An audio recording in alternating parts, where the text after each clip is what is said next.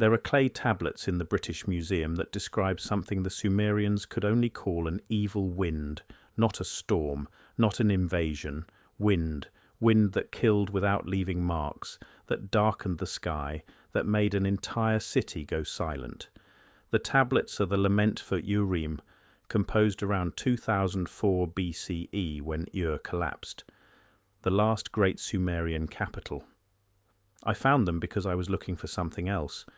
I was tracing cuneiform archives from the Third Dynasty, trying to understand why Sumerian disappeared as a spoken language within a century. The language wasn't the real story, the wind was. Consider the timeline. The Third Dynasty of Ur lasted 108 years. Ur-Nammu founded it around 2112 BCE. It collapsed in 2004 BCE when Ibbi-Sin, the fifth and final king, was taken captive to Elam. That's one lifetime. A Sumerian born in the first year of the dynasty who lived to 85, not unusual for the elite scribal class, would have died just as everything ended. They would have witnessed the entire arc, Ur at its height, controlling trade routes from the Persian Gulf to Anatolia, and they would have lived long enough to watch it become an isolated city under siege, its storehouses empty, its temples silent, its gods described in the Lament texts as having abandoned their sanctuaries. An 80-year-old scribe in 2004 BCE would have been born during Shulgi's reign, Ur-Nammu's son, when the empire was at its peak. They would remember when Ur's ziggurats dominated the southern Mesopotamian plain, when the royal administration employed thousands of workers, when year names recorded military victories and temple construction rather than famine and rebellion. And they would have been old enough in Ibisin's final years to understand exactly what was being lost. The gerontology of Mesopotamian administrative records confirms this. Multiple scribes lived into their 70s and 80s during this period. The archive tablets from Ur document long careers. An entire generation of witnesses whose professional lives spanned the transition from empire to catastrophe. Here's what matters. Which brings me to Ibbi-Sin. He ruled for approximately 24 years, from around 2028 BCE to 2004 BCE. The year names from his reign, the Mesopotamian system of dating by significant annual events, tell a story of systematic breakdown. Early years record offerings to temples, construction projects. Middle years switched to military campaigns against rebellious cities. Late years document increasingly desperate measures. Isin declares independence. Eshnunna stops sending tribute. The Amorites, semi-nomadic groups from the west, begin pressing into settled territories. Trade routes close. Economic tablets from Ibbi-Sin's reign show grain prices spiking, ration distributions shrinking, finally stopping altogether in many provincial cities. The administrative network that had made Ur III one of history's first true bureaucratic states, tracking everything from temple offerings to worker rations to livestock movements, begins producing records that read like a ledger of collapse. Fewer tablets, shorter texts, desperate tone. By his final years, Ibbi-Sin controlled little beyond Ur itself. The city became an island. Surrounding settlements either submitted to new powers or were abandoned. The archaeological record shows a clustering of occupation in Ur proper, while the broader region experiences settlement gaps. People moved to the capital seeking protection. The city couldn't feed them. Then came the Elamites. The kingdom of Elam, centered in what is now southwestern Iran, had been both trading partner and occasional rival throughout Ur III's history. In 2004 BCE, Elamite forces under King Kindatu besieged Ur. The siege is documented in both Mesopotamian and Elamite sources. Ibbi-Sin was captured, taken to Anshan, the Elamite capital, where he presumably died in captivity. The year name system stops. No more royal inscriptions from Ur. No more administrative archives. The city that had been the center of Sumerian civilization for over a century went dark. But here's what doesn't match normal siege and conquest patterns. Cities fall, kings are captured, dynasties end. This happens throughout ancient history. The archaeological and textual record shows continuity. New rulers take over. Administrative systems adapt. Languages shift but persist. Should have been occupied by the Elamites, or by the rising powers in Ibisin or Larsa, or by Amorite groups establishing new kingdoms. Instead, the settlement evidence shows something closer to abandonment. Before what exactly? That's where the Lament for Urim becomes impossible to ignore. The lament texts were composed in Sumerian during or shortly after Ur's fall. These aren't later legends. The earliest manuscript copies date to the Old Babylonian period, within a century or two of the events. The texts preserve immediate or near-immediate witness testimony, transcribed into the formal lament genre the Sumerians used for describing catastrophe. And what they describe doesn't sound like typical siege warfare. The Lament for Urim states that Enlil, the chief god of the Sumerian pantheon, decreed Ur's destruction and summoned an evil storm, not a metaphorical storm. The text is specific. It describes a wind that brought darkness, that made people unable to see, that caused deaths without visible wounds. The word used, U4Hul, evil day or evil storm, appears repeatedly. The storm is described as covering the city, blocking the storehouses, sealing the granaries, making the wells inaccessible. The imagery is of suffocation, of something in the air itself. Other passages describe fire that doesn't behave like normal fire, heat without visible flames, people dying in open spaces as if the air had turned hostile. The lament says that in the people were being finished off by the storm like grain being thinned out. Those who escaped the weapons were finished off by the storm. The lament for Sumer and a related but separate text, uses similar language. The storm had fire within it. It brought darkness at midday. It made the city's people unable to breathe properly. The gods themselves fled their temples before the storm arrived. Nana, the moon god whose temple complex dominated abandoned his sanctuary because what was coming could not be endured, even by divine beings. This is not standard siege description language. Compare it to other Mesopotamian texts describing military defeats. The fall of Akkad describes Gutian invasions. The Vidna Chronicle recounts the destruction of Babylon. Those texts use concrete military terminology: armies, weapons, walls breached, people killed by swords and arrows.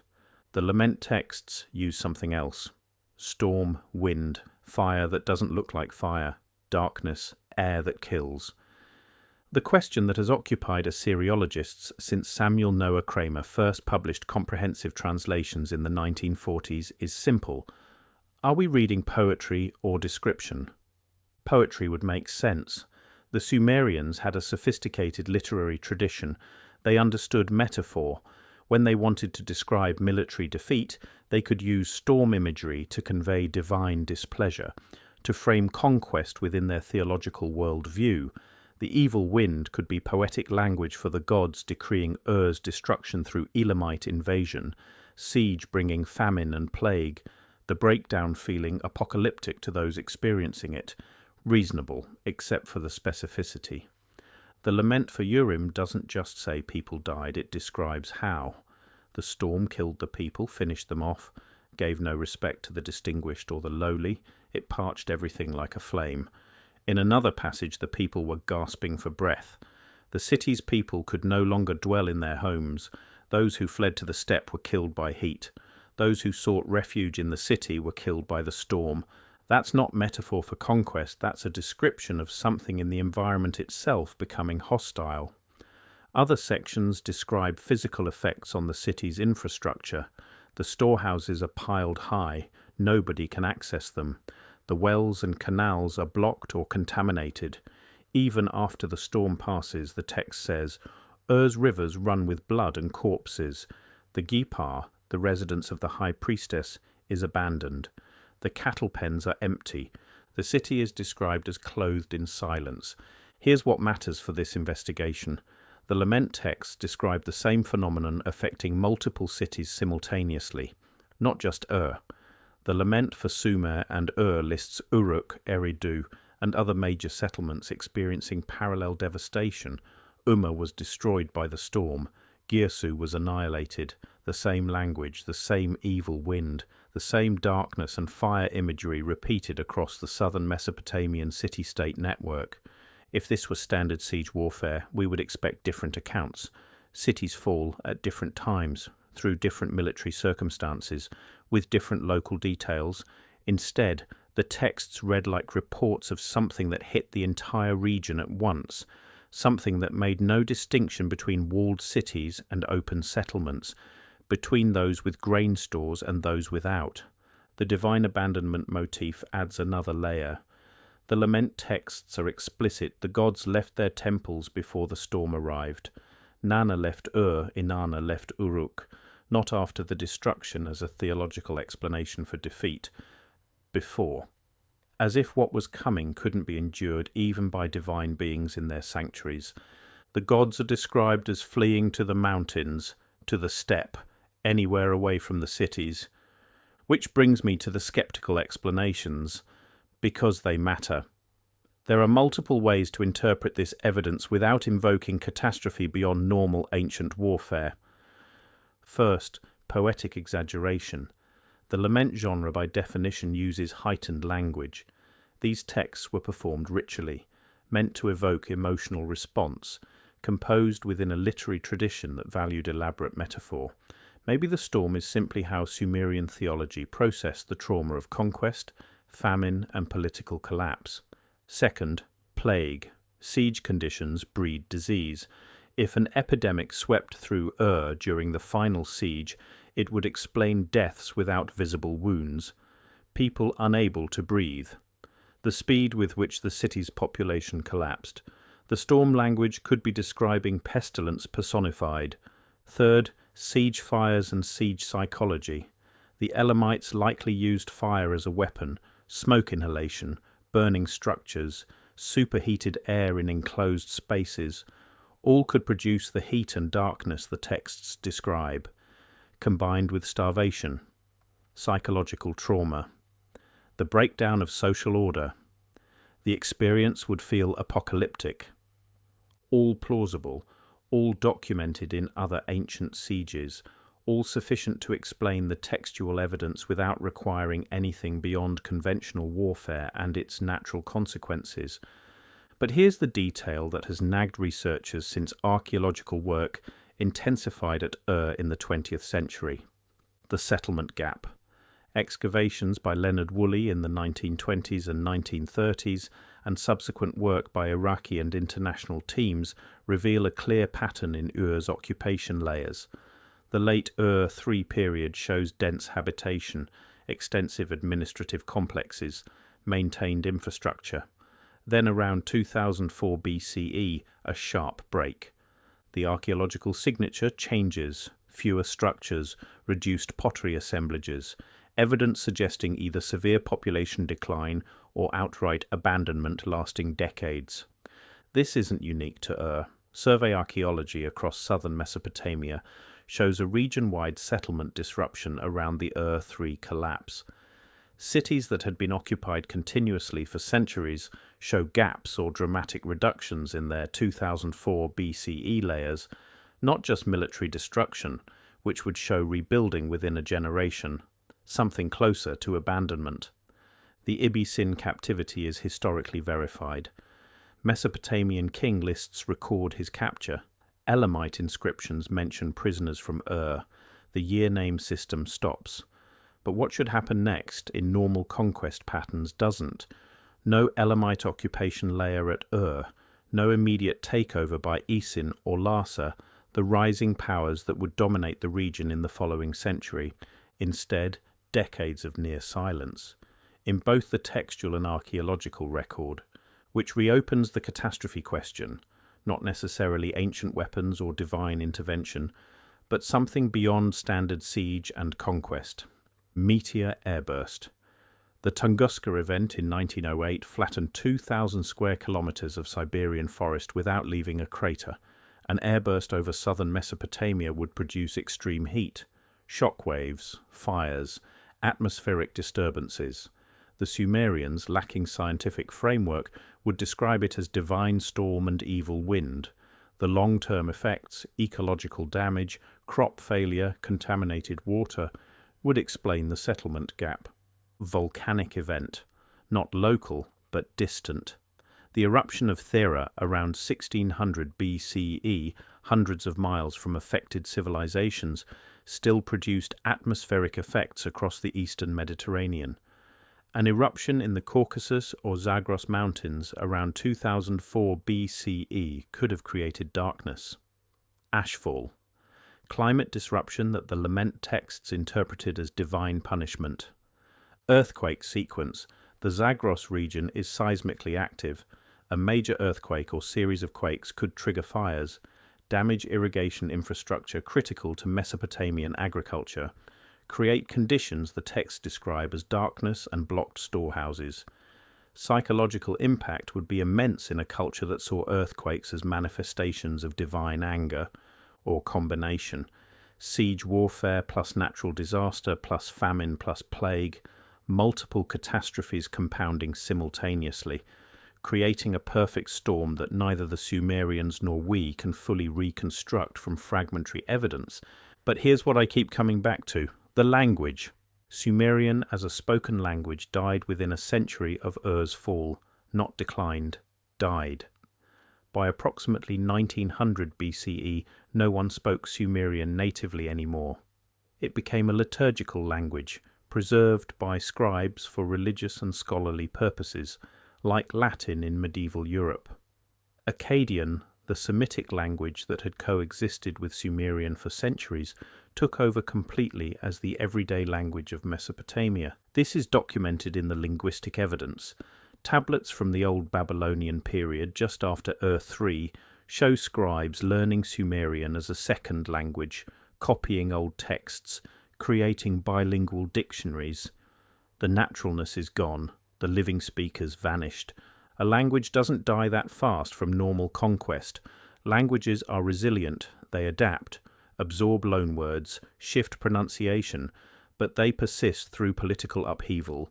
Sumerian had survived invasions before. It had coexisted with Akkadian for over 1,000 years. Then within 2 or 3 generations after 2004 BCE, it stopped being anyone's first language. That suggests trauma beyond military defeat, a population disruption severe enough to break the chain of native transmission, not gradual assimilation, something more like the settlement gap the archaeology shows, massive displacement or mortality concentrated in the Sumerian-speaking population centres. The timeline isn't subtle. The 2112 BCE founding of Ur III, the last great Sumerian dynasty, the 2028 BCE accession of Ibbi-Sin, the final king, the 2004 BCE fall when Ur was sacked and Ibbi-Sin taken to Elam, the Lament text composed in the immediate aftermath, describing evil wind and divine abandonment, the settlement gaps across southern Mesopotamia lasting decades, the linguistic shift to Akkadian dominance by 1900 BCE, the oral memory preserved in tablets but no longer in living speakers, not coincidence, pattern, which brings me to the scribe. There was a scribe, there had to have been, in Ur in 2004 BCE or the years immediately following. A temple scribe trained in the great tradition of Sumerian literature who understood that everything was ending, not just the dynasty, not just the city, the entire world he knew, the language he spoke, the gods he served, all of it collapsing in a way that felt less like conquest and more like the world itself withdrawing. Picture him in the temple complex at night, the Akishnagal, the house of the great light, Nana's sanctuary that had stood for centuries, the oil lamp beside him casting shadows on the clay tablet, the reed stylus in his hand, the tip still damp from the water bowl. Outside, silence, not the silence of sleep, the silence of absence. No merchants in the market, no workers in the fields, no children in the streets.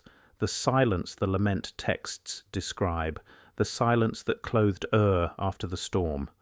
He writes. He presses the stylus into wet clay, forming the wedge-shaped characters of cuneiform, recording what happened in the only language he knows how to write, even though he understands that soon there will be no one left who can read it as he does, as a living voice rather than an ancient code. He writes about the evil wind, about the storm that came from nowhere and covered everything, about the gods leaving their sanctuaries, about people dying without wounds, about the storehouses sealed, about the city becoming a haunted ruin even while its walls still stood. He writes in the formal lament structure because that's how his tradition processes catastrophe, through ritual poetry and theological explanation. But underneath the formal language there's description, specific detail, the kind of detail that suggests he's trying to record something real, something that happened, even if the only vocabulary he has makes it sound like mythology. The lamp flickers, his hand moves, the tablet fills with signs that will survive 3,000 years after the voice that formed them goes silent, and then he's gone. Ibbi-Sin is taken to Elam, where he dies in captivity.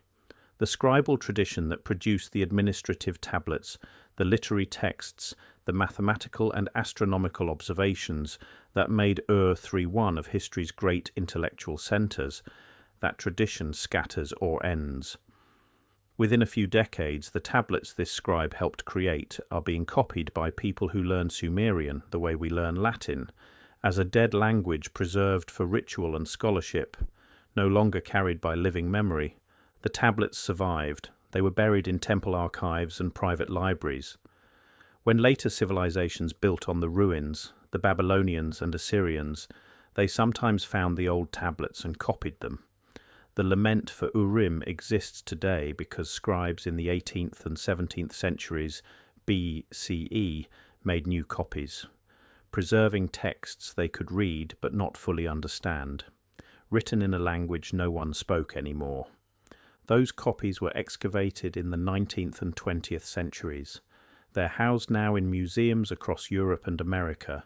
The British Museum, the Louvre, the University of Pennsylvania Museum. The translations are published. They're accessible online through the electronic text corpus of Sumerian literature, a digital archive maintained by Oxford University. You can read them yourself, the exact phrases, the storm language, the darkness, the divine abandonment, the silence, and I have to wonder, has anyone searched those texts not for poetry but for description, for the moments when the formal lament structure breaks down and something more direct comes through, for the details that don't quite fit the theological framework, the descriptions that sound less like metaphor and more like testimony? Because the scribe is gone, Ibbi-Sin is gone, the Sumerian language as a living speech is gone.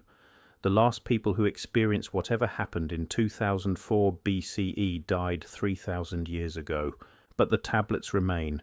The words preserve what the speakers couldn't fully explain: evil wind, storm that brought darkness, fire without flames, silence over the city. The archives don't forget, not even when the language that wrote them goes silent, and somewhere in those cuneiform characters, pressed into clay by hands that shook with more than exhaustion, the truth is waiting, not mythology, not poetic exaggeration, memory. The last Sumerian testimony to something the ancient world could only call divine wrath, because they had no other words for catastrophe they couldn't explain.